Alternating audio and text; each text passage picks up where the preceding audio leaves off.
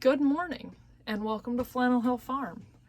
For anybody that's new here, I'm Brittany and we are building a homestead farmette from the ground up. We're building a house, we are building fence around the perimeter, we have 4 dogs and we have chickens. So that's where we're starting. We also have a garden. Today we are going to talk about introducing chicks.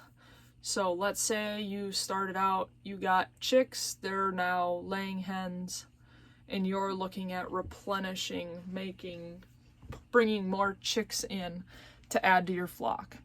So to do that, there are a couple different ways you can do it. A lot of this is going to depend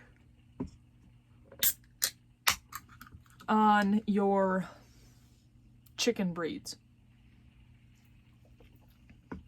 You have some chicken breeds that are very broody, which means they're very motherly. You have some chicken breeds that aren't so maternal. So this is really going to determine how this all works. And another thing that's really going to determine this is whether or not you have a rooster.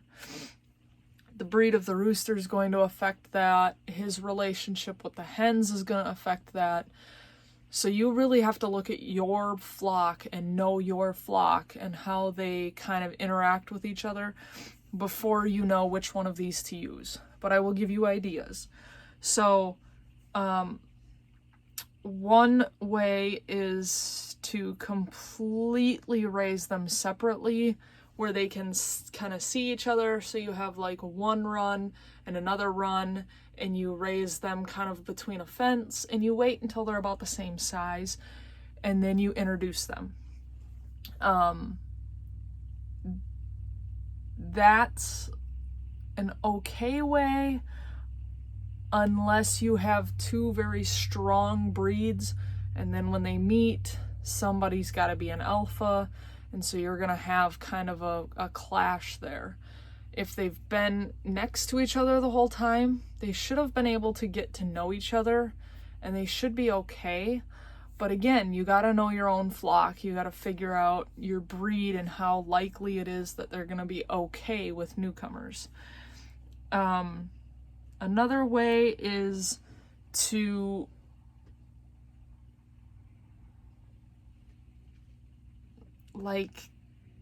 keep them separate but in the same area. So if you free range your birds, put the new ones in a chicken tractor so that the ones that you've had that existed on your property can kind of sniff at them and whatever, but they're protected.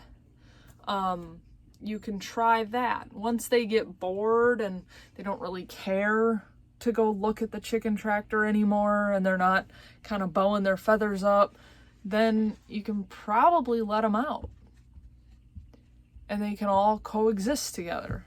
Again, you're gonna have to watch it and understand your flock and understand kind of where they're at and understand your breed of chicken.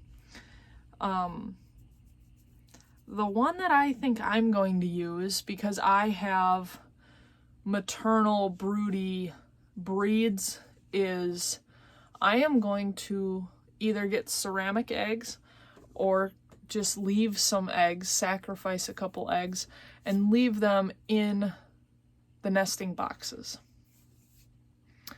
And then at night, when they've all kind of gone to sleep, I'm gonna swap the eggs with little baby chicks. So they'll think that they just hatched some chicks. Doing it that way, I'm going to have to probably look at my coop, because my coop has 1 inch by 1 inch wire mesh. And I don't want the chicks to get stuck, fall through, get their legs caught, whatever chicks can do. But I think that would be the best way for my chicks, my chickens and my chicks, is to maybe do it that way. We'll see. I'll do some more research on that, kind of figure it out. But those are 3 of the better ways. I don't know. Introducing chicks to chickens is very much a flock by flock basis. You really have to look at your situation and your birds to figure out which one's better. You're never gonna know. And sometimes what'll work the first time won't work the second time.